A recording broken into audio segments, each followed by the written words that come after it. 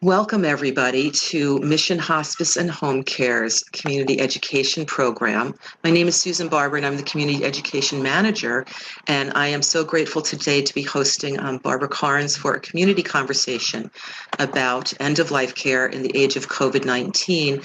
And Gabby Jimenez, who's one of our wonderful hospice nurses, will be in conversation with Barbara. A couple of things to note about this conversation is that I have removed the ability for people to unmute yourselves accidentally in the middle of this, and I am hoping that Barbara and Gabby will be able to speak during this, and if not, we'll adjust for that. There will be a Q&A towards the, we're hoping that the conversation will take about 45 minutes to an hour. And Gabby has gathered some questions both from her blog site and from some of her colleagues at Mission Hospice. And for those of you that aren't in the San Mateo area, I just want to say a little bit about Mission Hospice. We are in our 41st, almost 42nd year of serving the San Mateo community, which is a community that's the community between San Francisco and Silicon Valley, and northern Santa Clara, which includes Silicon Valley. So we have a very rural population out on our coast and in some of the more wooded areas, and a very sophisticated and suburban clientele in other parts. So it's a very diverse community, and we have been serving this community since 1979, and we were founded by two women in the community, one of whom was diagnosed with cancer and knew there were better ways to die than just in a hospital, isolated from her friends and family. And she was introduced to another woman in our community, and the two of them formed Mission Hospice in 1979, and then Mac Nash became our first patient. Her husband to this day is a staunch supporter of our work. The second founder, Helen, died in 2014 at the age of 103, and had the opportunity to see thousands of people come through the program that she started. So we continue to be indebted to those two women and to all of the people that have worked at Mission Hospice. We remain a not-for-profit, which is integral to the work that we do. We're also a non-affiliated program, which means we are not beholden to a large healthcare or hospital system. 90% of our staff work in the community that we serve, and so we have been able to really respond to needs in our community, and this community education program is one of those needs, and this program started in 2015. And I was just talking with Barbara earlier, and I reminded her that in March of 2015, through one of our community partners, we were asked if we could host her because their room venue was no longer available. So we squeezed 85 people for a day-long training into our not that large conference room at Mission Hospice, and Barbara came back the year after that and toured our hospice house, which had just opened. So I'm very grateful to have you, Barbara. This is the largest attended community conversation or program that we've done at Mission Hospice this year and possibly any of the years. So we're very grateful to have you. We are recording this, and again, if you do not want your image used, please do turn off your camera. I'll try to remind people again of that during the Q&A. And I'd like to introduce both Gabby and Barbara right now. Gabby is one of our wonderful hospice nurses. I think she started at Mission Hospice in 2015, just about the same time I did. Gabby has served, she was one of the nurses that served in our hospice house when we first opened the hospice house. She has been an incredible support to the patients and families that she's served and the rest of the team members that she works with. And Gabby has also taken a doula training recently. We'll hopefully talk more about that towards the end of the Q&A portion of the programming. And Gabby has a very active blog and a Facebook page. There'll be a resource and evaluation page sent out to all of you at the end of this, hopefully within an hour. And I will include those resources for you. And Barbara Karnes, I'm going to guess that there's nobody in this room that she needs to be introduced to. I first became aware of Barbara's work in the 90s and my first job in a hospice, and Barbara's Little Blue Book was the Bible where we worked. She has been doing this work for probably as long as anybody's been working in hospice. She's an internationally recognized author and speaker and a thought leader in all things end of life. She has been recognized in 2018 as a Hospice Innovator by the National Hospice and Palliative Care Organization. And in 2015, she was named the International Humanitarian Woman of the Year by the World Humanitarian Awards. Barbara's experience as a hospice care provider at the bedside for hundreds of people and as an administrator overseeing the care of thousands more led to the 1985 publication of Gone From My Sight, aka the Blue Book, the Little Blue Book. Since it's been published, she's sold over 3 million copies of that worldwide. It's been published in 12 languages. It remains a leading resource on the market in terms of educating people about signs of approaching death. And what I most appreciated about this Little Blue Book and all of Barbara's writing, especially during the time when I was a hospice volunteer coordinator, is her ability to take complex and often fraught situations and speak about them in very understandable terms. It wasn't unusual that one of our nurses, Diane Gillen, who's here with us today, would come back to our IDT meetings and report the family was so happy with the Little Blue Book, they said mom's on page 4. So it was a very easy way for families to understand this death process. And in addition to this Little Blue Book, Barbara has other award-winning books and films, and those will all be available at the end of this talk today. And I also want to say Barbara has a very active presence on Facebook and accepts friends on Facebook, both as Barbara Karnes RN, and she'll mention the other. There's a beautiful blog that Barbara also provides to people that subscribe to that, and is very accessible. So thank you so very much, Barbara. Thank you so very much, Gabby. And I am going to turn the rest of this conversation over to the two of you. And I just am so grateful that you're all here with us. Hi, Barbara. So, can you hear me? Because it said I was muted. Am I off mute? You're off mute. Okay, good.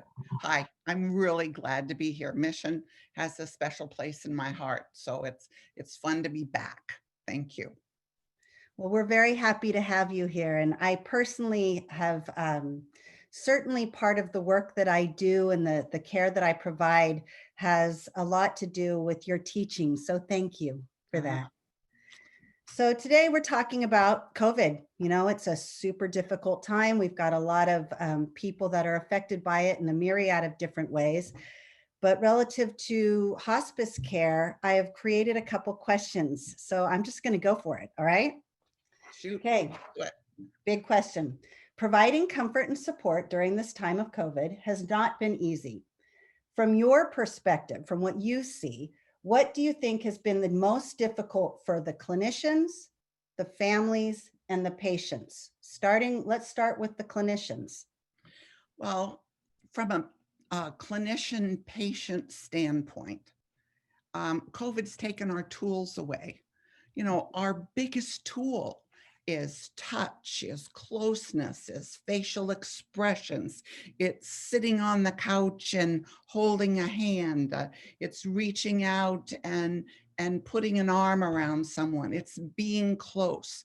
And now we're in masks and gowns and shields and gloves, and we're sitting in a chair across the room from the sofa or the bed.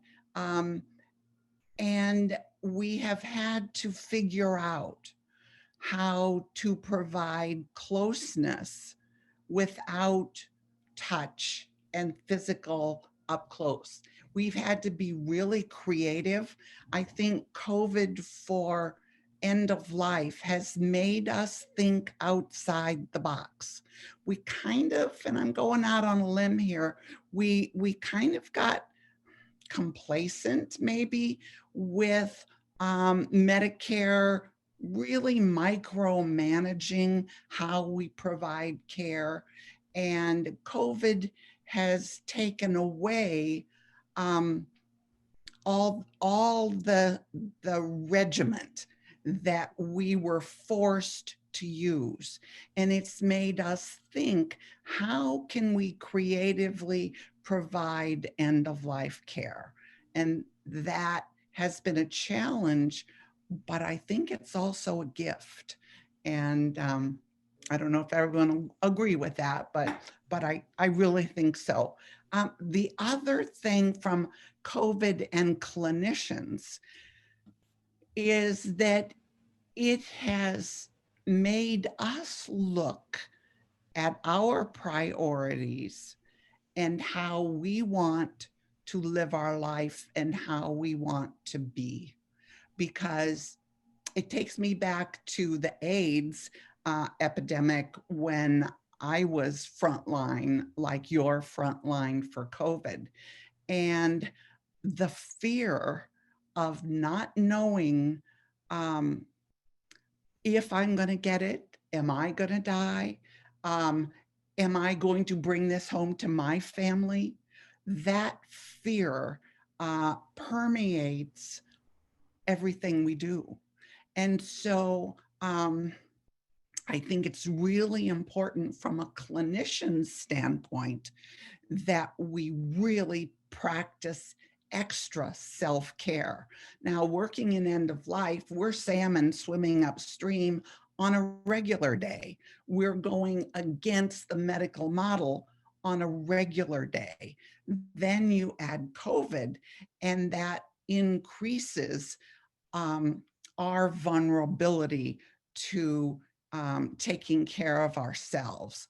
One of the things I strongly recommend is that at the end of every single day, when you come home from work, that the first thing you do is head for the shower and get in the shower. As you're washing physically, imagine, visualize all of not just the virus washing off of you, but the fear, the tension. Let all of that, literally see it go down the drain. And then when you feel pain, emotionally, mentally, spiritually, as well as physically, then let that water, as it's washing over you, see it as brilliant light and clean energy. Let it fill you. And as you get out and dry off for the rest of the evening, you leave everything about work and about COVID down that drain, and you live your best life for the rest of the evening, and you sleep well. And then when you get up in the morning, you start all over. But we respond to ritual. And I think that's vital that we have that to deal with the fear that we're carrying. I also strongly recommend a buddy system because we see some really hard stuff. We see scary stuff, we see ugly stuff, and we need to be able to download. I used to come home from work and I'd tell my husband, oh, this happened, that happened. And after about 3 times of that, he said, Barbara, you can't tell me this stuff. I can't deal with it. So it isn't enough to tell your partner. You need to find a listener that will understand. Someone that you can get in your car, drive around the corner, call your buddy, your listener, and say, oh my God, you wouldn't believe what just happened. And download.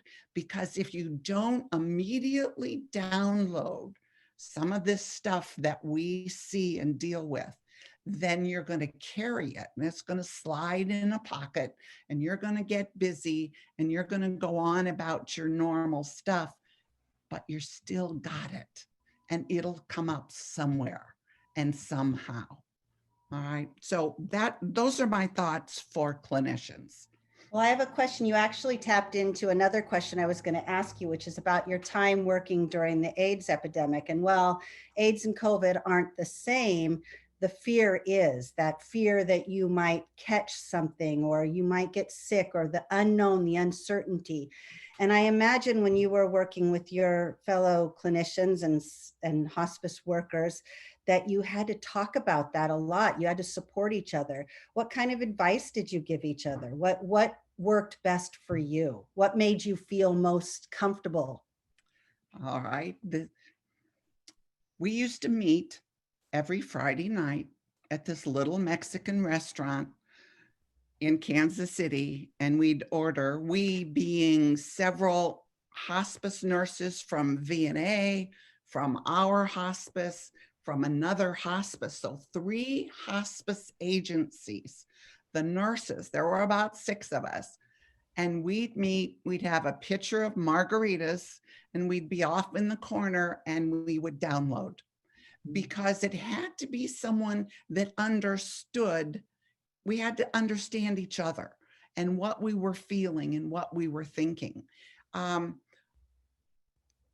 Today, I still recommend meeting for a pitcher of margaritas, but I also think we have to figure out how to socialize with each other. And one of the, I have a lot of agencies say that, well, we've told our nurses or our social worker, our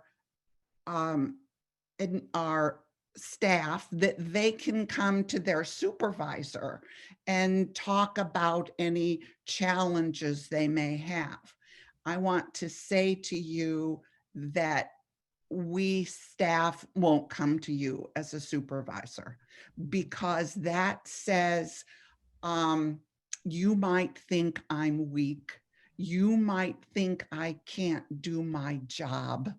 And so I'm not going to come to you if I'm really upset or having a challenge. If I'm struggling or have something I need to talk about, I'm not going to come to you. I will come to a peer, but I won't come to a supervisor. And that's why I think having throughout the agency a buddy system. When you come to work for Mission Hospice, part of orientation is, here's your buddy, and you two support each other. And that's going to keep your clinicians healthy.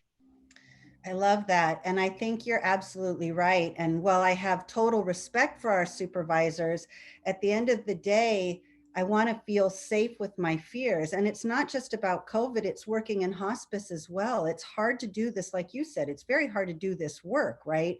And so to have a rough day with a patient that has died or a family that was difficult, maybe that buddy system would work for that type of support as well, because I want to be able to talk about it in a way that brings me comfort rather than fear of being super open and raw about how I feel.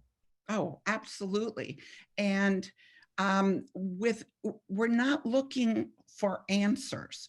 When we've had something that's really upsetting or horrific that happens, and it will, we're not looking for answers. We're just looking for a listener. We're someone who will understand, but you don't have to have answers. Just let me talk. One of the things I also want to say is, working during the AIDS time, I can remember at that time is like it is now, in that we didn't know much except that it was contagious. That's really, we didn't know how to fix it. We knew people were dying. We didn't know how or why. And what I said to my first family was, I don't know what I'm doing. I haven't done this before. I'm reading, I'm studying, and I'm going to support and guide you through this. We will learn together. I'll make mistakes, I'm telling you right now, but my mistakes, I will err on the side of caution. I am going to take care of you. And if I make mistakes, it'll be because I'm so cautious. And you think of our families are terrified also. They're afraid of us as much as they're afraid of the virus. And so the very first thing we have to do when we meet them is address the elephant in the room. And we're the elephant in the room. And so we have to talk about, I understand you've got to be afraid of me. And, I'd love to be sitting on that couch next to you, but I'm going to take care of you. So I'm sitting in this chair over here.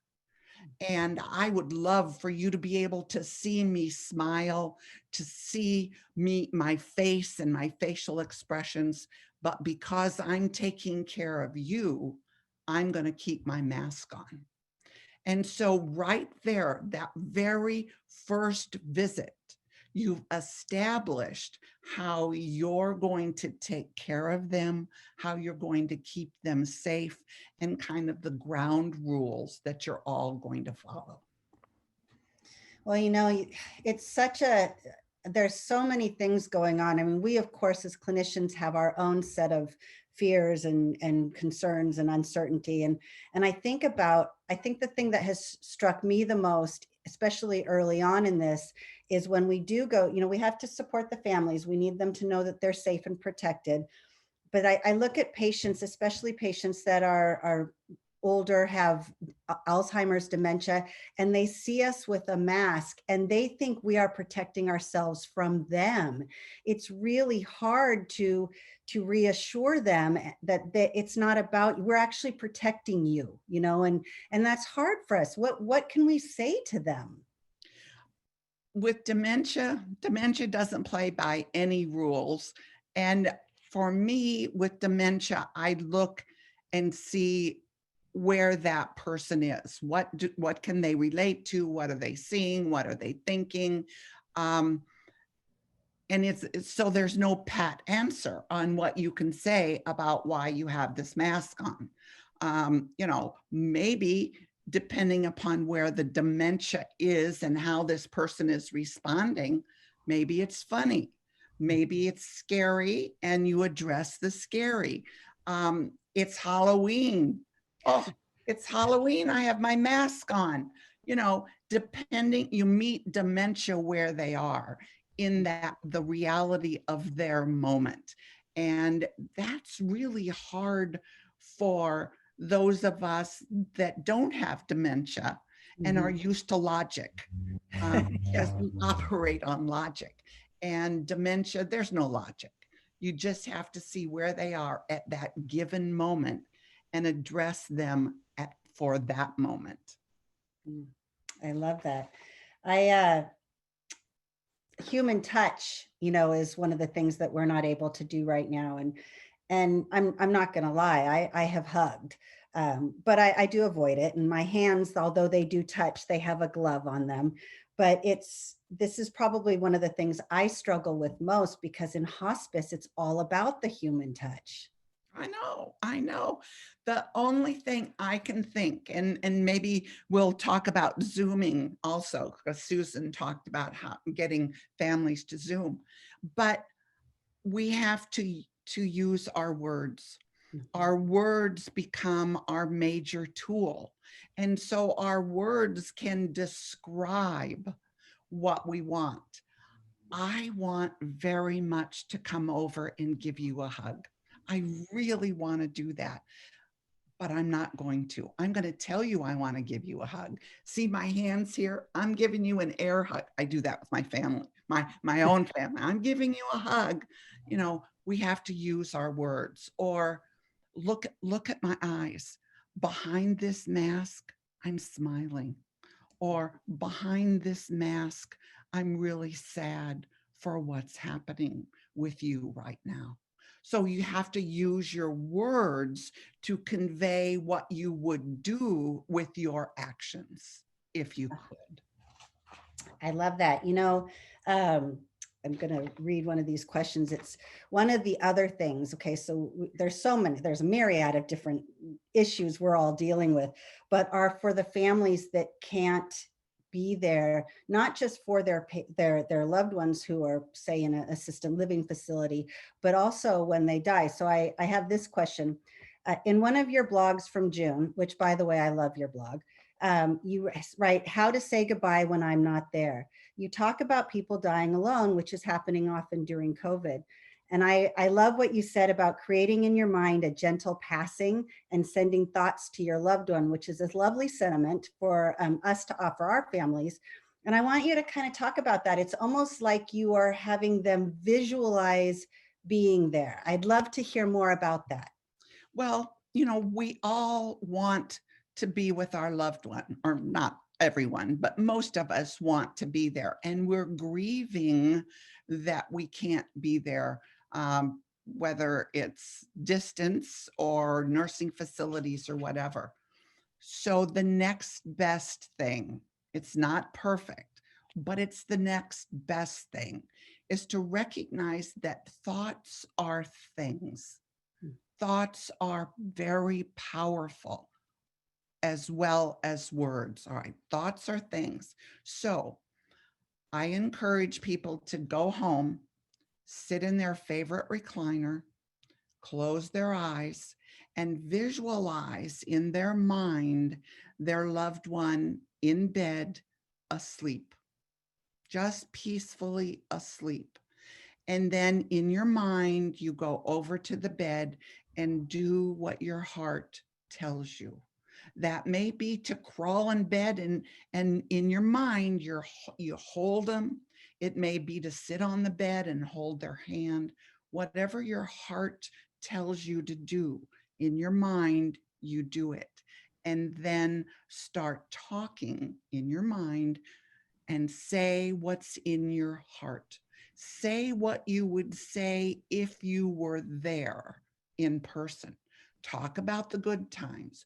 Talk about the challenging times. You know, there's no perfect relationship.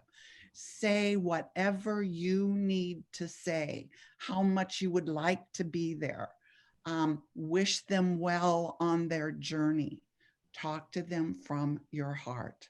And when you've said everything that you need to say, then just sit there and be with them in your mind for a while. At some point, you'll know, okay, I can get up now, and get up and go on about your living. Thoughts are things. It's not the best, but it's better than doing nothing.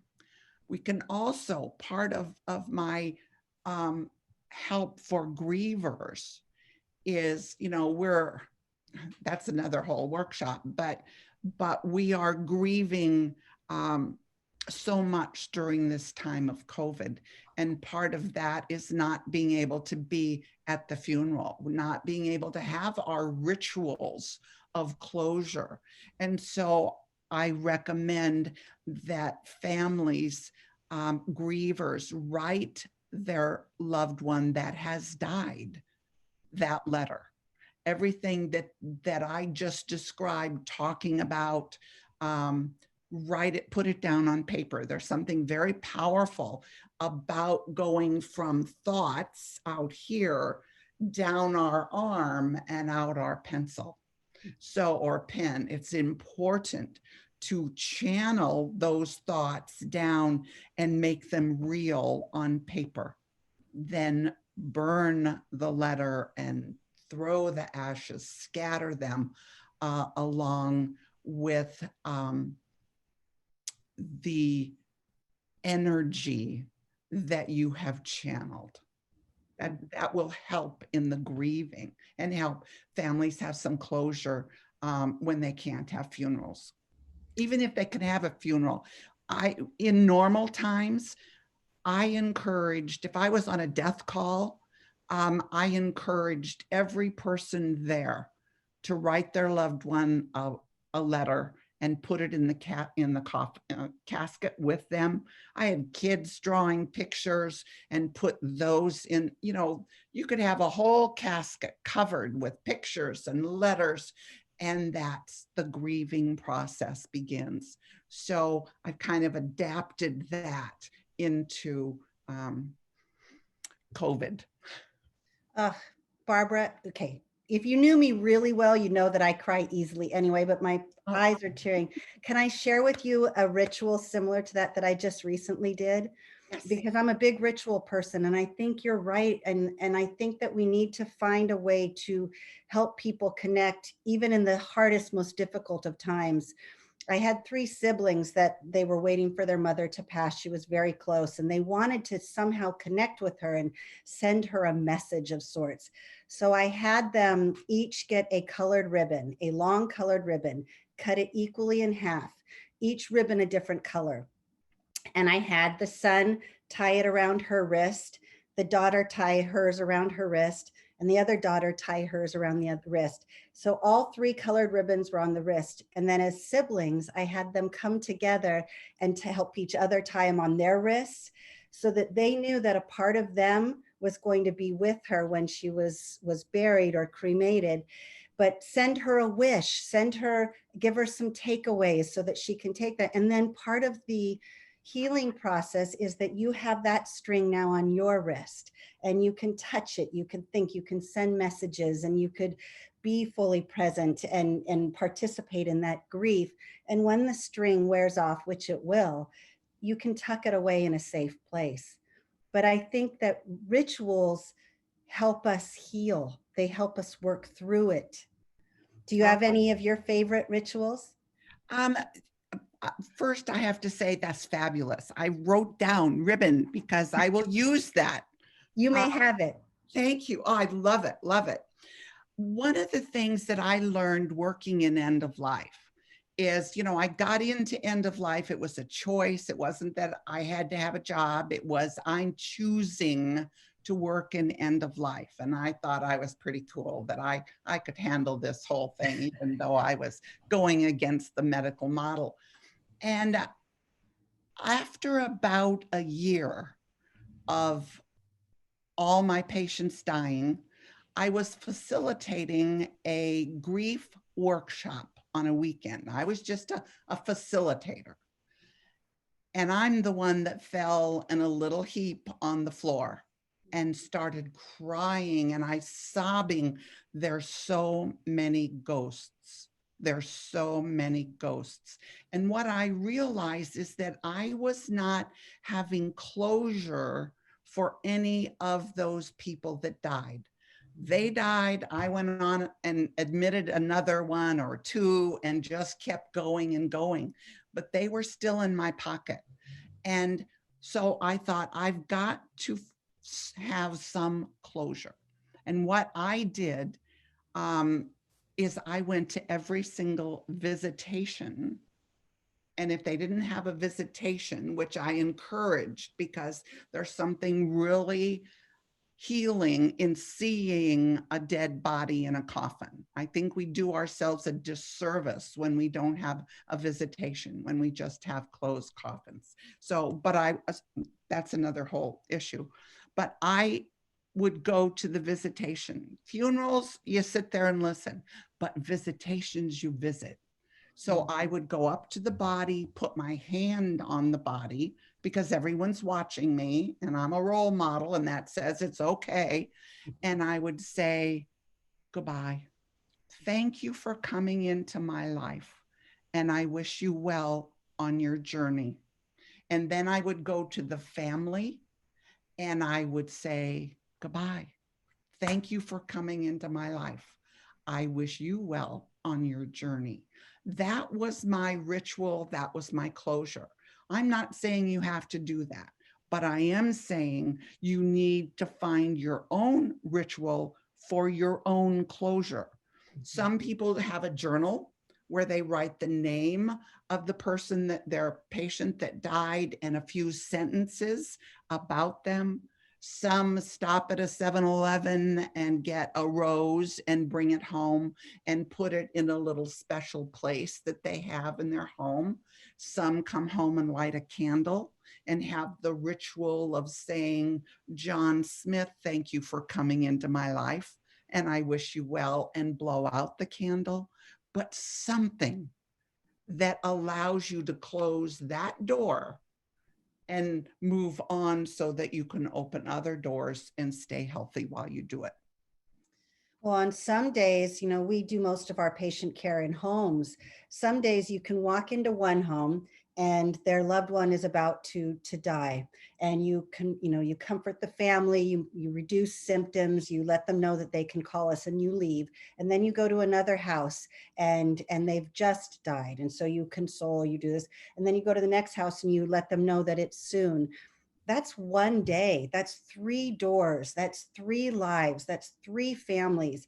And at the end of the day, it's exhausting. You know, part of this is self-care. Part of this is what you had said earlier about the buddy system. I think that we have to get better at that because we're good at what we do, you know, and we're going to keep doing it. And they need people like all of us, all of the people that are listening, this work that we get to do. But if we don't honor ourselves the way we honor them, we can't move forward. You know, we have to practice self-care. Well, and if we don't take care of ourselves, we won't be able to stay in this work. You know, the burnout rate for end of life workers is what, 5 years, I think. And so a lot of people are out there selling dresses because they didn't take care of themselves when they were doing this work. And so it's vital, if you feel it in your heart that this is the work that you want to be doing, then you must take care of yourself. And that is figuring out how to do that. And, you know, the personality that is drawn to this work is a helper mentality. It is a, I will put myself last mentality. I will be of service mentality. And so that personality tends to not take care of their own needs. And yet it's like the airline. If we don't put our oxygen mask on first, then we can't help others.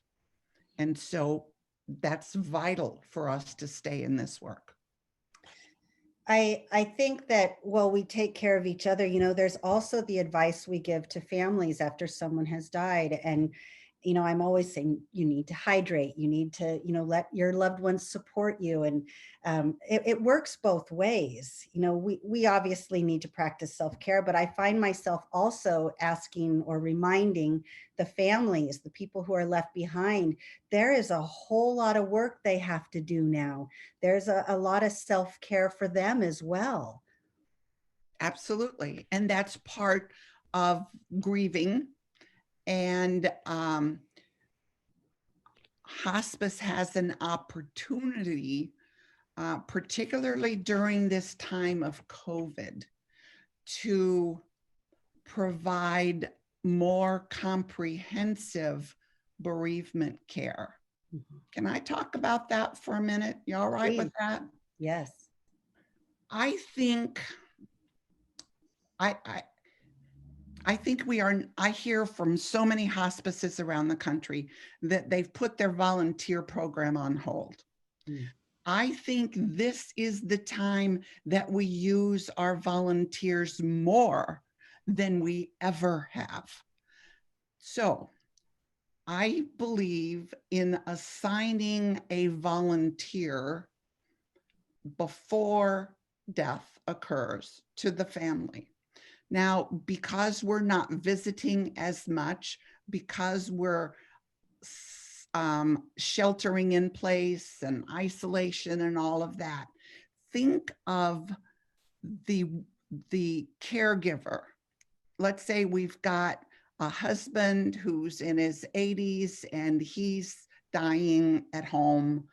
His caregiver is his wife. She's in her 80s and the kids are scattered all over. And so it's just the two of them. She knows her husband's going to die in that bed, in that room. And that is in itself is terrifying and hard. And then add COVID on top of that and the fear that goes with that. So we who are providing care need to give more support than we would in regular times. We're going to think outside the box. Let's say the nurse goes on Monday and goes over and makes a visit. They're letting you in. You can go in. You've got a social worker that is going to call on the phone on Tuesday, and the chaplain calls on Wednesday. And you've assigned a volunteer for this family, and that volunteer calls on Thursday. And on Friday, the nurse checks back in. Now you've got a home health aide in there, hopefully somewhere also. So this caregiver has contact every single day. Saturday and Sunday, the volunteer calls. I'm just checking in. What's happening? What'd you have for dinner? What's going on? And becomes a friend.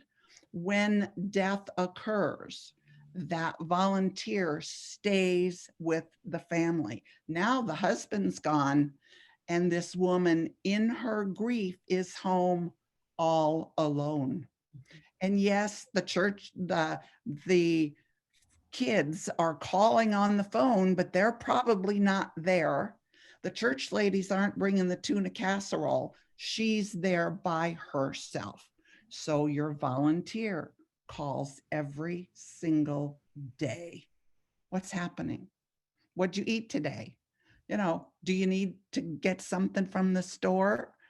What'd you watch on TV? What are you feeling every single day? The first week, the nurse calls that has been there. I'm just checking on you. How you doing? Then the nurse doesn't have to call anymore, but the social worker calls maybe twice that first week. Maybe the chaplain calls. Second week, then the social worker maybe calls once a week. You need to increase that bereavement support during this time because their grief is a millionfold. It's like a magnifying glass is held over their grief and the sun is shining on it. It's so intense.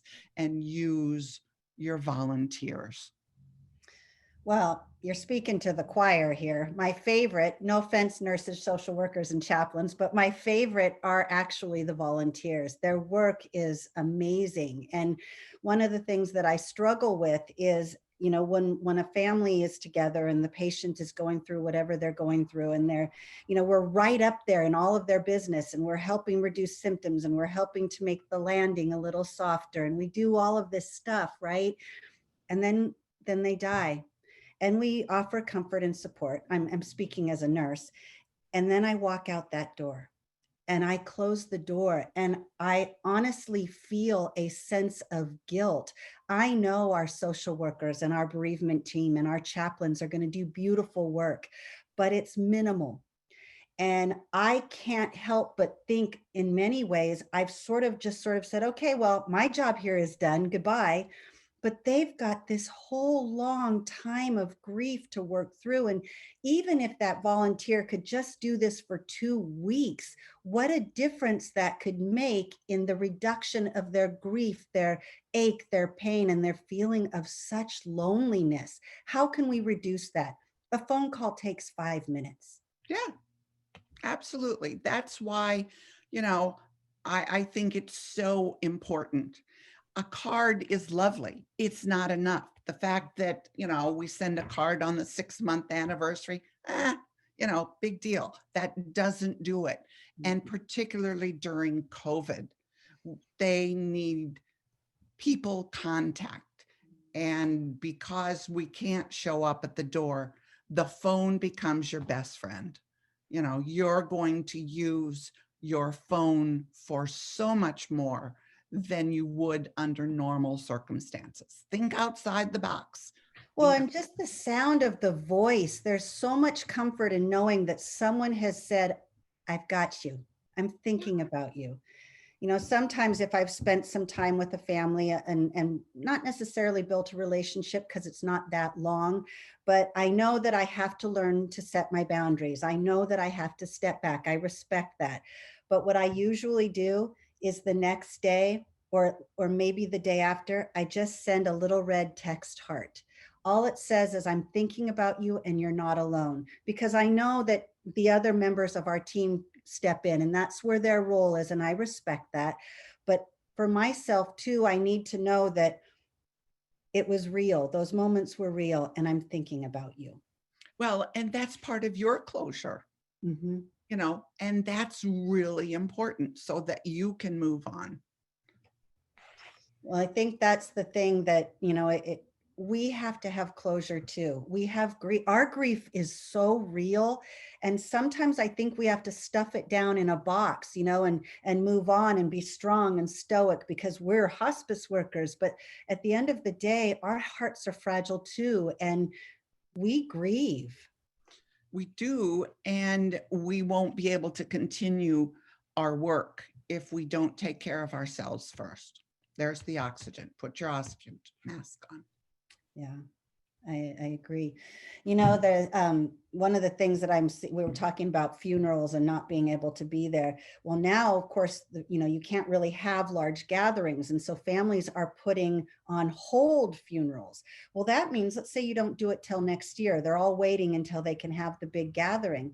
I mean, do you have any suggestions or ideas that we could maybe suggest to them during that time frame, what they can do to find a way to still have a celebration of life, to still honor that? Because if you put it on hold, you don't honor that death. And there's other people out there that didn't get to see him before he died or say goodbye. How can we help them create a celebration of life that is with the thought of safety in mind? Well, I have a lot of people that are doing Zoom services.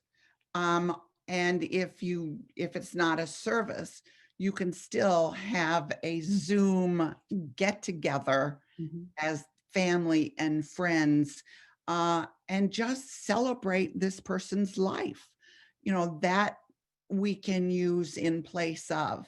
I also have families hearing that families are creating a small memorial area in their home, on a table off somewhere in a room, where they are keeping flowers, they have a picture, whatever their heart tells them, to make this little altar, if you want to say, until such time as they can have an official funeral, so that it's still, they're still acknowledging their loved one and that it's incomplete. You made me think of, it's a great idea. You made me think about when someone, especially say, for instance, someone famous dies, right? So outside their friend, when Prince died, outside of his home, everybody laid flowers and stuff. Maybe we could create that type of memorial where people can come by and honor them and respect them and leave a flower or take a moment, light a candle. Yes. Couldn't we do that? We could do it in their front yard. I love it. We're onto something, Barbara. I have to write that down. Okay. Okay, this one's both of ours though. That's great. All right, I've got ribbon and I've got yard. Why not, right? Why don't we start a new, with everything that's going on, a way to have a memorial that allows other people to grieve on their time frame, at their time, and in their way. Love it. Yes, it's a great idea. All right, so I could do this all day with you, but I can see there's like 40 questions. So I'm going to let Susan kind of come in and see if she has some questions out there. Okay. Oh, this has been so fun. I love you.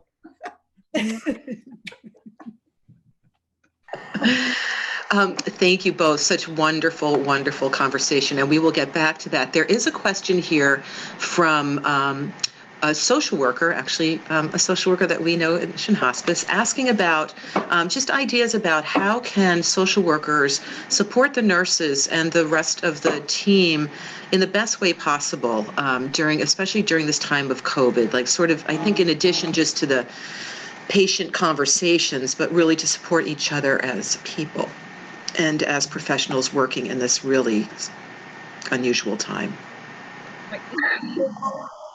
And supporting co-workers. I think the social worker's role is really, really important.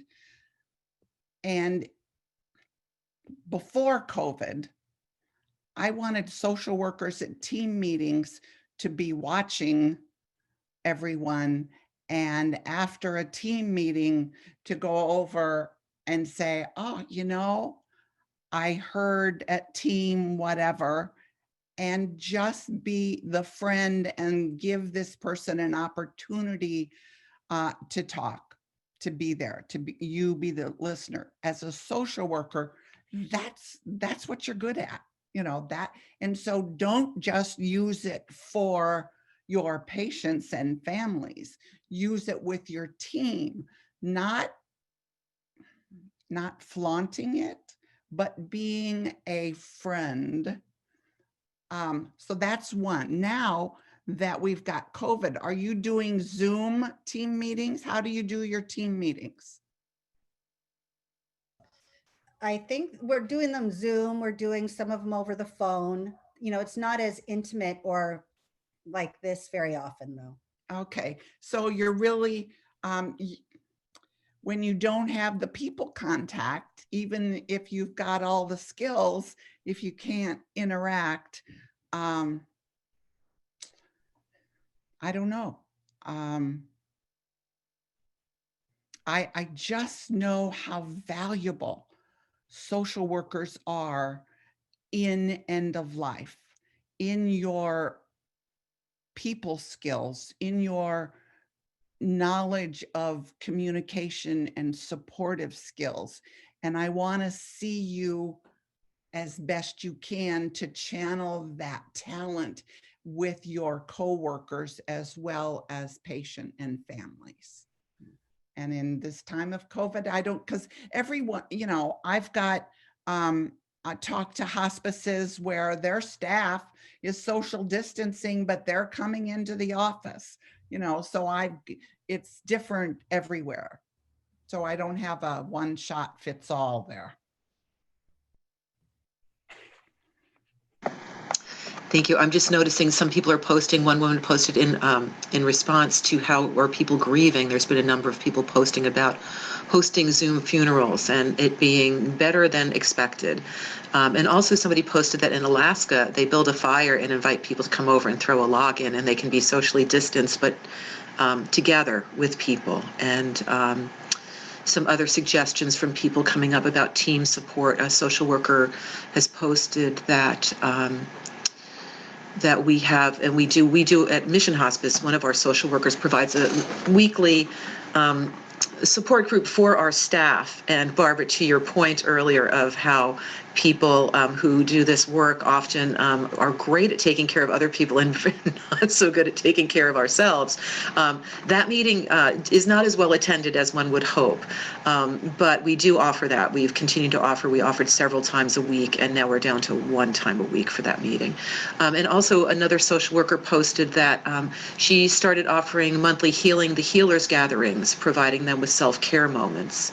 And a chaplain has written that she emails her team members from time to time to appreciate specifically work that they've done. And that's something that at Mission Hospice we do at our monthly all-staff meetings. We have opportunities to compliment team members and staff members that we work with in specific ways, which can be very helpful for people.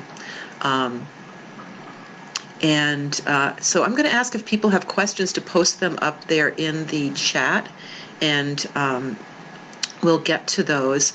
Barbara, I also wanted to say, when you were talking about the, that ritual of coming home from work, or the recommendation that people just shower and let that all kind of not just get themselves clean and hopefully get rid of COVID, but also just that idea of rinsing off the day's work. In 1988, it took me right back to the AIDS epidemic. I went through a chaplaincy training at San Francisco General's AIDS unit, and what the chaplain trainer taught us was that at each door there would be a station to sanitize your hands, wash your hands, to do that with the ritual and a real thought, a mindful thought about leaving what you are bringing with you up to this point at the door, going and just being fully present to that patient. And then on the way out, stopping again, because as you know, you have to wash your hands before and after every visit, in and out. And we adapted that as part of our volunteer training when volunteers had to enter the home, that they use that opportunity of hand washing to really center themselves. And I think particularly during this epidemic, if people have time to do this in a hospital setting, maybe not anymore, but certainly going in and out of homes, yes, to center ourselves and really wash off and not carry that with us. And other people, Yeah, so somebody's asking if either of you might suggest self-care moments. I know, Barbara, you talked a couple of things, but I'm curious as to what both of you have done during the pandemic that's specifically for you, and in terms of self-care or anything that you might ask. And then Eleni has a question, and I'll scroll back while you're answering this and find her question. Barbara, do you want to go first? Well, I'm not out there on the front line, so I don't have the same challenges that you all have. I sit here in my nice bonus room with my computer and my cat over here. You know, I don't have the same challenges. So Susan, Gabby, I would like you to share what you're doing. So, well, I do a couple things actually. One of the things that I have, I paint, I write, I write a lot. But one of the things that has really helped me is I have this little bowl. A shaman gave it to me during one of my classes that I took, and it's called a grief bowl. And I fill it with hearts, ceramic hearts, glass hearts. I have a couple pewter hearts. I have got a wooden heart, and I keep them all in this bowl. And every day, when it's been, some days I don't need to do it, but some days I have a heavy day, just just the weight of all of this PPE, on and off and on and off. And I have panic attacks. So and claustrophobia. So all of this is really hard.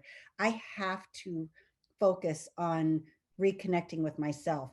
So I take my bowl and I take all the hearts out and I lay them all out on a table, and I hold one and I rub it in my hands. I just breathe, and then I put it down, and I'll pick up another. And if it was a particularly hard day with a patient or a family member that really touched my heart, I'll think about them, and I will think about them until I can let it go, until I don't have to internalize it, till I'm not wearing it heavy like a coat, and I put it down. And between each one, I practice breathing, because for me, breath work is really important, and it's helped me to shake it off. And if I do that, and now I have 12 hearts, so it started out with just a few. I take the entire time of all the hearts, and I hold them and I rub them and I let it go. And when I do that, if I really focus on that, I'm able to let some of the stuff, the heavy stuff go. And I breathe. I breathe a lot. I go outside and breathe fresh air. I want to create, like you were talking about earlier, the buddy system, because I want to talk about it more. I don't think keeping it in is good. So for me, it's breath work, it's fresh air, it's hiking and walking when I can, and I'm going to incorporate a buddy system. Great. Because of you. Great. Thank you for sharing that. That's wonderful. You're welcome. Beautiful. Thank you, Gabby.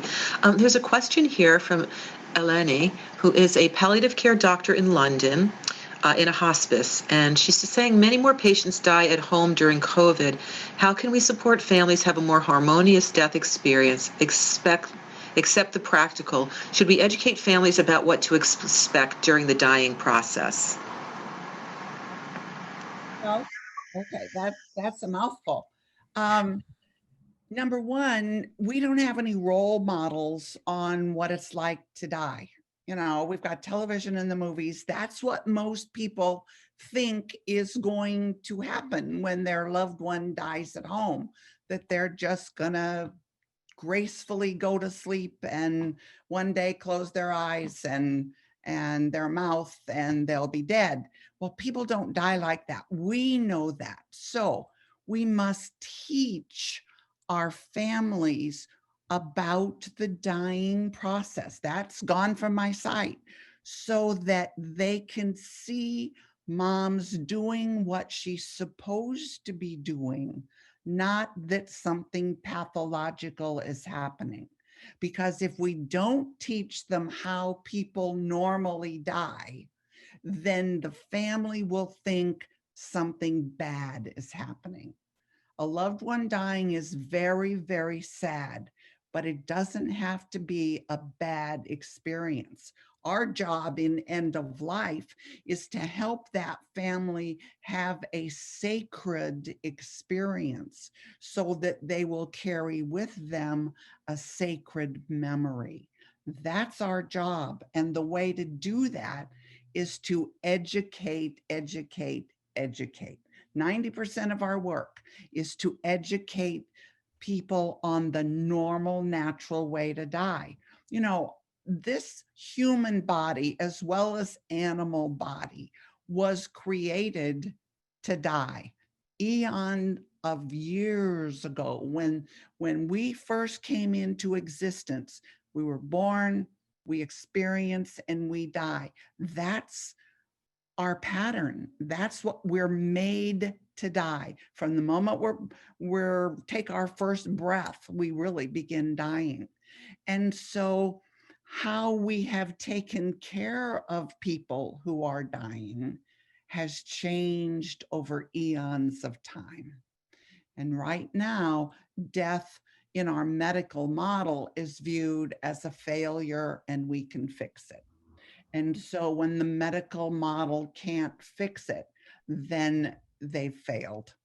Where our job in educating a family is to help them get to the place of recognizing everybody dies and nothing bad is happening. Dad's doing a good job. And we will guide and support you during this time so you're not alone. I totally agree. I think education is key. I tend to say things just as it is. I don't sugarcoat or talk in a sweet voice. I say this is what's going to happen. And I have found that if you are straight up with the families and you say, he may have a little bit of gurgling, he may have some apnea, and he might hold his breath for a little while, and that's scary, that moment. And then all of a sudden he'll take another deep breath. And if you give them those little bits of things that happen at the end of life, because you never know what's going to happen, but you give them some examples, they are less afraid. They are less surprised by it. They're less startled. And if you can, that right there relieves them of some of their fear. Education is key. Tell them what's going to happen or what could happen so they're not caught by surprise. That's right. Dad's doing a good job. Nothing bad is happening here. Thank you both so much. Somebody just shared Jennifer Wilson, who was a colleague. She is a social worker also and worked with us at Hospice before her private practice. And she says when she leaves a client's house or if they leave her space, I visually plant a seed for them and send a prayer that they have everything they need to continue on their journey. That's a way for me to release and not carry things with me. So that's another beautiful way to let go. A question that we have here is just a thought about touch. And I want to say about touch, we hosted Irene Smith in August, whose website Everflowing is wonderful. Her life practice has been, she was a friend of Elizabeth Kubler-Ross, and Elizabeth told her to become a massage therapist so that she could touch people who were dying in a loving and compassionate way. So she spent her lifetime doing that and now training other people in how to do that. And we offered a self-touch and self-care community conversation back in August, and I will do that again because this, touch just for ourselves and taking care of our own bodies also is so important. And Irene has so much experience in this and has come up with ways of helping people through the pandemic with this. But here's a question. It's just a thought about touch. Would it meet infection control criteria to provide a small stuffed animal to the patient and instead of a hug, use the animal to gently stroke arms, hands, or hold to the patient's face? Depends upon the patient. Some people might absolutely love that. There's others that wouldn't relate to that. So it goes back to looking and evaluating your patient as to how responsive they would be. I think that's creative, and I can see where for some people that would be fabulous. For others, not so much. And in terms of infection control, then that would not be an item you would be able to take from home to home without some extreme washing after your patient visit in the washing machine, and possibly not able to bring into anybody else's home. So that would be good for one person. Yeah, if you're going to do that, then that's their bunny or whatever. It's theirs to keep.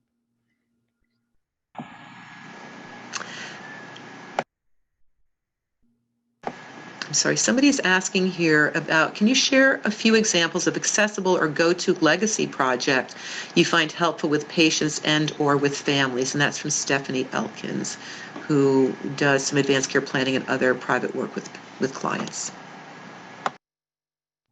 That's out of my realm. I don't know. I would love to hear that. Does anyone out there know? Because I would love to hear it. I don't have an answer to that either.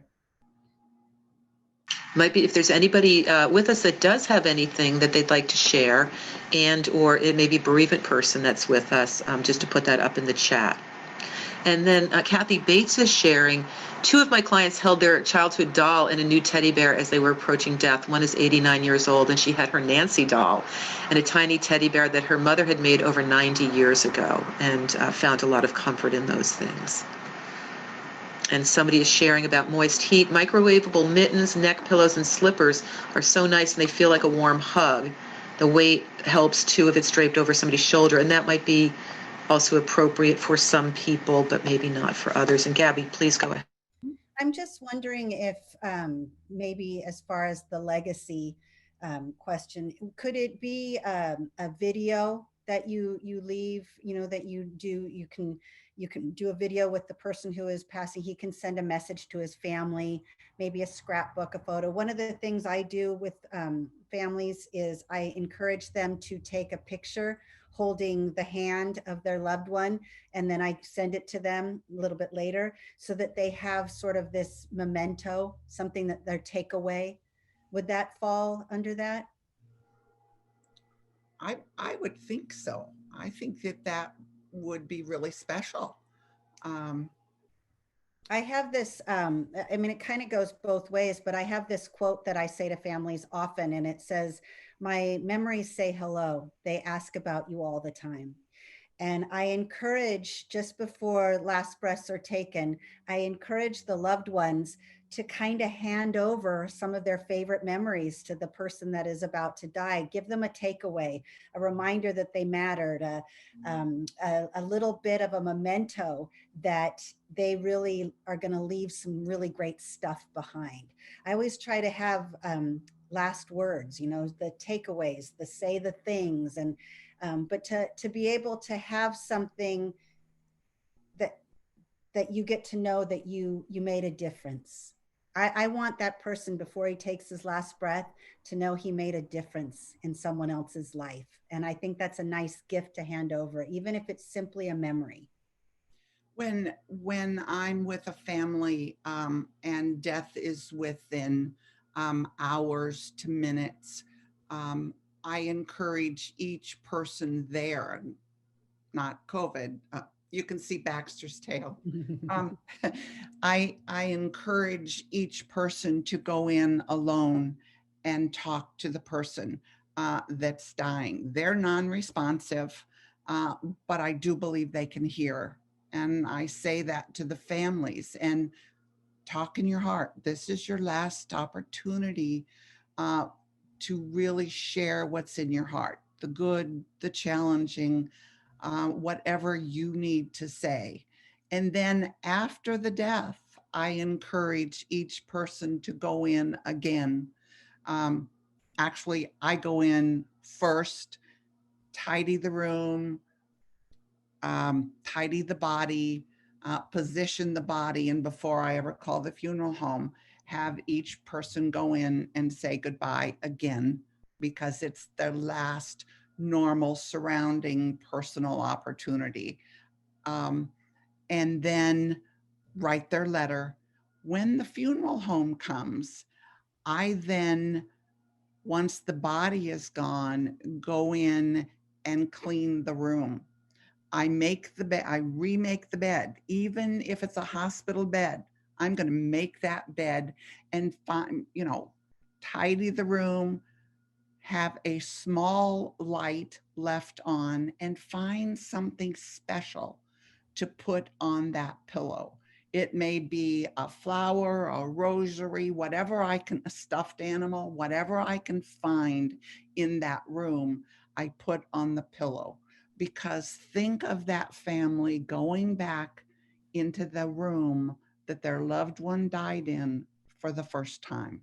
You don't want it to be a dark room. You've kind of made a memorial in that room for them. Some hospices have actually created little mementos that they put on the pillow, which is a very, very comforting. And then the family has that. But if your hospice doesn't do that, whatever you can find, because I think it really is the beginning of their grieving process and keeping it sacred. Oh, that is okay. Now it's my turn to take something from you. I love that. I do some things. I have two similar things. One of which is I take a small red heart, and I have a lot of them, and I will put them in the hand of the person who is dying, so that it's kind of tightly in there. And after they die, I give that to the loved one left behind because it was last held by them, so that they can take that with them. And I just because there's something symbolic to that, like they're holding something that their loved one was the last one to touch. And we used to do at our hospice house, we do a bathing, but it doesn't always work in homes. And a lot of times families don't want to get involved because they're a little uncomfortable. So I've changed that up a notch. I have my own bowl, my bathing bowl that I'll bring out, but if not, I'll use whatever they have. And I'll take washcloths and I will hand each person a washcloth. And rather than laying this person out completely naked, which is uncomfortable for some, I just have them wipe the hands and feet and maybe the face and just sort of say your goodbyes, clean them off so that they're going with your last touch and your last presence and your last words. And it's something that everyone is more comfortable with participating in. It's not uncomfortable for anyone. It's lovely. And I step back because this isn't about me. And I watch as they just gently wash her hands and feet and say goodbye. And it's a lovely ritual. It's a kind gesture. It's very respectful and dignified. And it's kind. Well, and you're building a sacred memory for them, that they will carry with them forever. Their last memory should be something like that. The rose petals on the gurney as it's taken out. I always encourage the families, don't necessarily watch when she's being put on the gurney, but follow her out, escort her, let her know she's not doing this alone, say goodbye at the car, finish this out with her. Those memories, that gets to be your takeaway. It is. And unfortunately, so many people have a really frightening, horrific memory of their loved one dying. And our job as end-of-life professionals is to help them create a sacred experience and memory. I agree. Thank you both. Those beautiful suggestions. We also have a number of people posting in the chat about the legacy question. The Stanford Letter Project, which is something that we also have used at Mission Hospice, is a wonderful way to do some legacy work pre-death. And as is StoryCorps has a place where that can be done. Some people are suggesting some apps. One is called Storycatcher, and another is called TrySaga, SAGA.com. And we'll put these up in the resource page when we send this out. There's a question here that is just more for the group, but if there's people here that are working in hospices that are using virtual volunteers, there's a woman here who's posting that she's in a end-of-life doula training with 50 other people hoping to become doulas, and one of their requirements is that they spend some time as a hospice volunteer, which of course during a pandemic could be a tough proposition as hospices are cutting back on a lot of services. So her question is, And I'm going to ask her if she's comfortable with this, just putting up her email in the chat. If there's anybody here that might be able to help or support that, there's about 50 people that are looking for this option, maybe just as virtual phone call volunteers with some training. So let's see. Other people here have suggested for Legacy to do a Zoom, which can be recorded with family members and the person, or if family just wants to let that person know how they feel, they could record the Zoom and send it to them, and or they could include that person in the Zoom and just speak to them if they can't be with them in person. Other questions? Yes, and somebody suggesting with this Zoom to do a death bedside with Zoom reunion with music, favorite stories, expressions of gratitude. Okay. And Shannon has just posted about the doula question. If anybody, any hospices here can help support that, please do send her an email. And questions, any other questions here? We still have about 14 or 15 minutes. Well, if Barbara wanted to talk about the doula role, go for it. Okay. Well, I started in hospice as a primary care nurse in 1981. Shows you how old I am. And people couldn't even say the word hospice, let alone know what it was. And no one knew what it was like to die, because at that point, grandma died in the upstairs bedroom with family there, but no one was there monitoring what was happening. And hospitals, if you were in the hospital, you were at the end of the hall, and no one would come in to see you at the end of the hall and you were dead. So no one really knew what it was like to die. And so it was kind of on the job training, and our goal was to be with the patient and family at the moment of death. And so we were, I can't tell you how many nights I slept on the floor beside a hospital bed in someone's bedroom, or on their sofa in their living room. That was the goal, was to be with the patient and family at the moment of death. So we had them earlier than now. And so we really were, I may have had patients for a year or 6 months or 3 months. And so we were really more involved with the family than is possible when you get a referral and 2 weeks later they're dead. So we were there.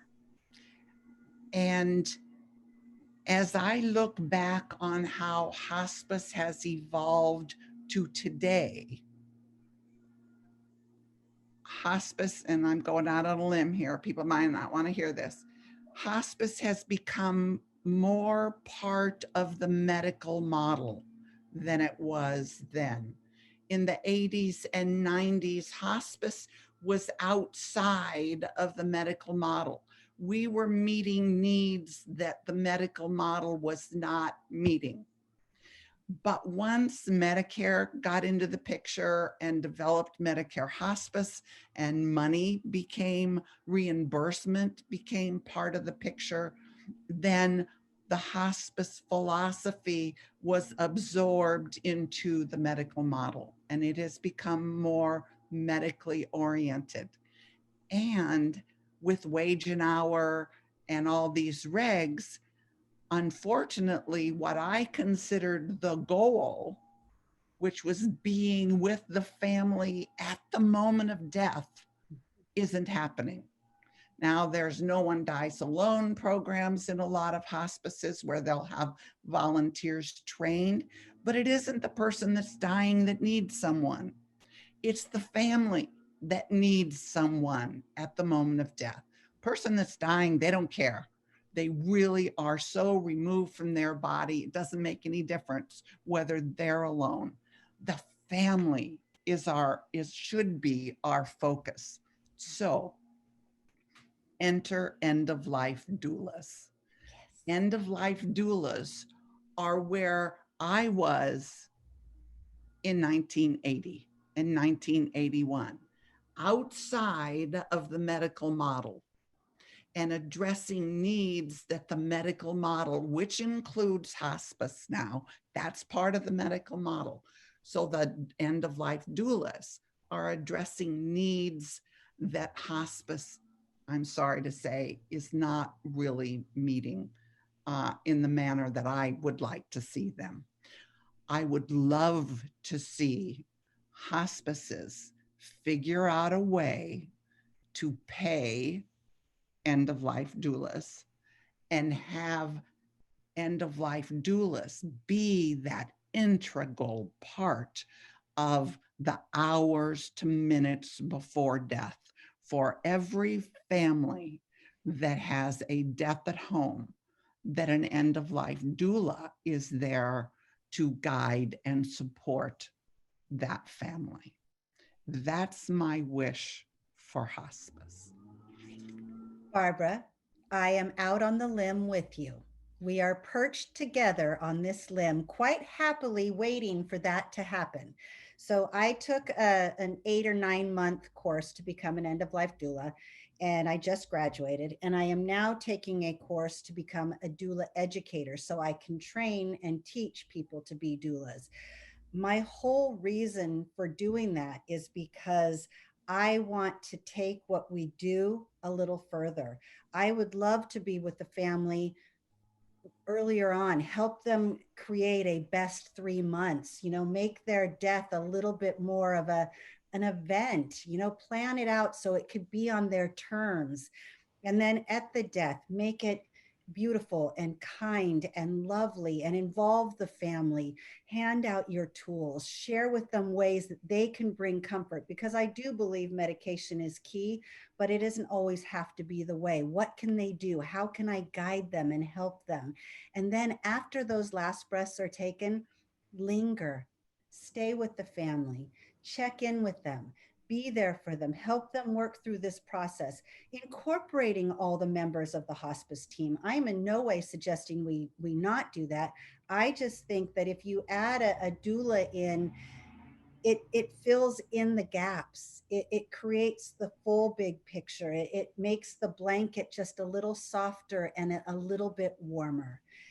So being a doula, and Raina, who is one of our volunteers, she also is a doula. So I think that you could probably speak to this as well. But I honestly think that volunteers are already doulas, right? So what my goal is when I get my educator training is to train the volunteers to be doulas, because I think they're already on that path. And if any hospice nurses want to do it, then I want to train them too. But imagine the care that we could provide at the end of life. Imagine how much softer the landing would be. Imagine how much less the grief would be for the families if we truly participated in it. And, people always say, oh, hospice, it's a diagnosis. No, there's a diagnosis. Hospice is the plan of care for the diagnosis. Why couldn't a doula be part of that plan of care? Imagine the difference that we could make. Incredible difference. Yeah. We've got to work toward that. We got to get that happen. Let's do this, Barbara. Yeah.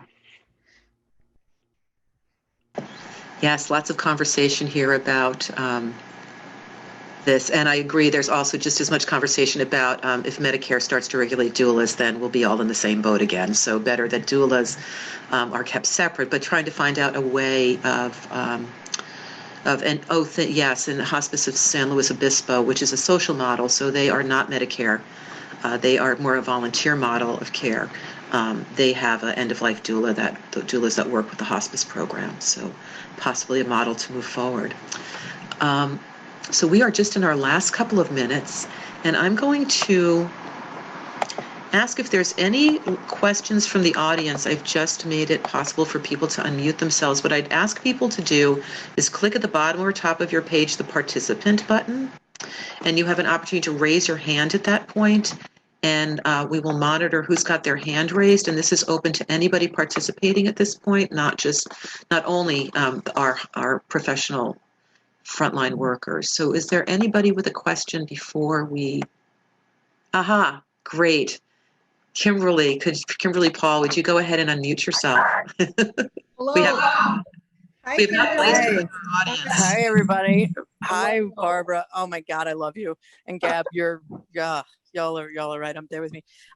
Hey, I'm really concerned when it comes to death doulas being covered under Medicare, because you're going to destroy that movement.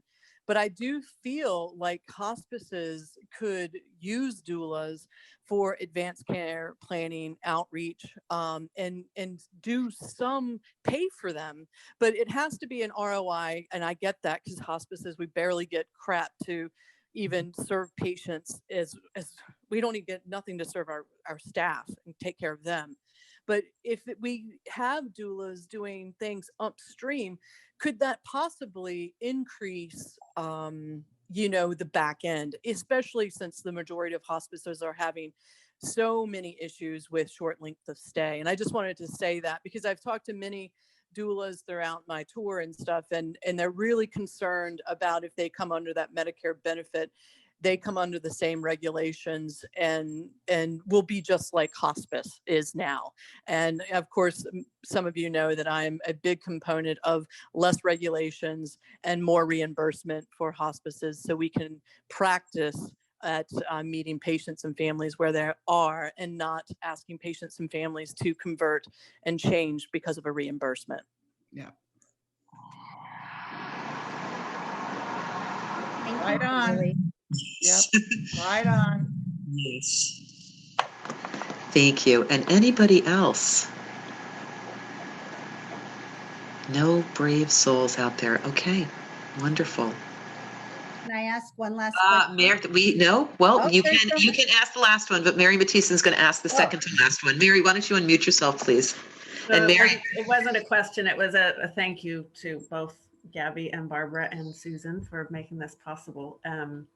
But to the speaker, or the question from London, there is quite a movement of compassionate communities in the UK and Australia and Canada, where volunteers are doing a lot of this work as well. And so Gabby, I really appreciated your comment that volunteers can do both support in the community around advanced care planning and around being there even at the end. And I think I worked with the Sacred Dying Foundation for a while, and I think we need to train more of the public in addition to the doula movement. We all need to learn how to be at the bedside of someone who's dying, and we need to make that knowledge and that wisdom known. And I think hospices do have a role, and community education has a role to teach in that space. amen. Yes. Thank you, Mary. You're right. You're right. Yes, and I'm grateful that Mission Hospice picked up that mantle. This is our 6th year of programming. I'll just say, in addition to these community conversations, we've been staging these twice a month. We also, the first half of the year, have an author series, and Gabby was our closing author in May of this year. We will start that up again from January until May, and then we have a movie series which starts in June. We've used Barbara's film, New Rules for End-of-Life Care, in a number of ways. We've used it for, we've shown it at our movie series with Extremis, Jessica Zitter's film, as sort of two ways that people could look at dying. One is in an ICU with no family conversations ever, and now here are these people trying to figure out what to do, and then in a very thoughtful kind of, sort of hospice-oriented way. That was a wonderful film evening. We also will offer, our last film is on November the 12th, Departures, which is an Academy Award-winning film from Japan. Next week, on Thursday evening, we do have an author, one of our volunteers, our beloved volunteers, Chuck Fontenot, is going to be speaking about his experience navigating the death of his almost adult son and his work in hospice as a way of healing, and his writing as a way of really saving his life. On Friday, Dr. Catherine Shear from Columbia University School of the Center for Complicated Grief is doing a 4-hour training on what is complicated grief, and people will ask all the time, isn't all grief complicated? Yes, but there's also extra complicated grief, which tends to last for years and years. And so she's a wonderful trainer. It's going to be from 9 till 1. And then our final community conversation of the year is with Frank Osisetsky, whose beautiful book, The 5 Invitations. He was the founder of the Zen Hospice Project in San Francisco. He's an internationally known speaker and a wonderful supporter of the work that we're doing at Mission Hospice. And in closing, I just will let people know we are going to be sending an eval this afternoon, and with some of these resources, I have scribbled down as many as I could find on our chat. Barbara and Gabby, I want to thank you both so much, and I want to, I don't know, maybe not put you on the spot, but just if there's a word, a sort of, or 2 words that you would just want to offer to people here today, maybe 2 sentences, about just moving forward in this time of uncertainty. If anything that you have learned in your work with hospice has been helpful in supporting you during these uncertain times, what would that be? What would you like to leave people with? Well, I think that during this time of COVID, we are all grieving so many different losses. Grief, a death is not just physical. There's death of marriage, there's death of jobs, there's all kinds of deaths. And right now, I guess I could say as a world, we're grieving the loss of our normal. And we don't even realize that we're grieving that. So all of the aspects of grief we're unconsciously experiencing: the anger, the depression, the isolation, which is being enforced, all the aspects of grief has become for all of us every single day. And so when I recognized how much I was grieving, I thought, what can I do for that? And this is really, really small, but it helps me go to sleep at night. The last thing, as I'm in bed, tucked in with my covers and my pillow, I say to myself 2 things. What did I trade a day of my life for? That's important because I'm sheltering in place, and there are days when I think I've done nothing. What have I traded a day of my life for? And then the last thing I ask myself is, think of something good that happened today. What was good today?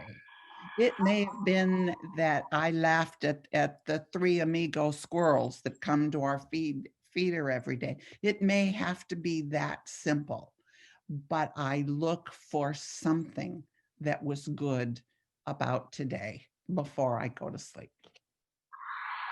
It's beautiful, Barbara. Gabby. Wow. I have 9 bracelets on my wrist. You can see them. I have worn them every day for years, and they're intention bracelets. And every morning I set 9 intentions. And at the end of the day, I think of 9 things that I'm grateful for in that day. And they're usually the same, be nice to people in traffic, open the door, be kind, all these things that I say. But what I have found more recently, especially during this COVID and this difficult time, there's just so much emotion going on in our whole world. I mean, this is that one time where the entire world is affected by this. And my intentions now every morning I set for myself and for others, and it is to be kind.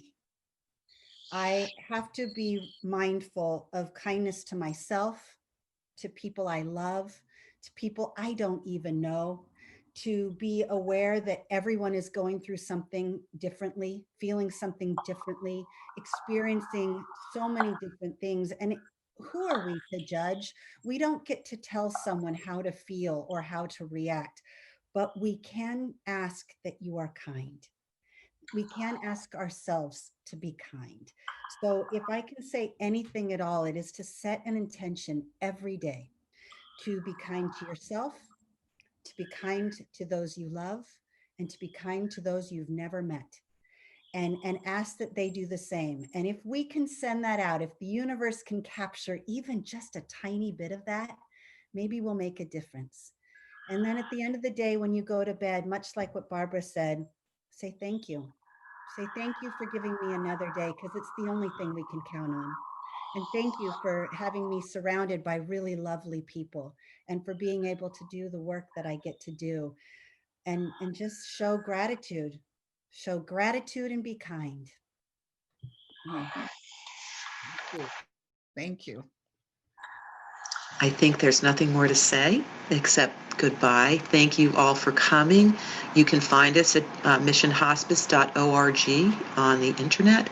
And you can also, you'll be receiving an eval and resources that will include that information in just a little while. So thank you all, and I hope that these next few months bring healing, peace of mind, that people remain healthy, and that I hope to see you again at one of our events. Take good care. And Barbara, thank you so much for joining us, and Gabby, just thank you for being yourself.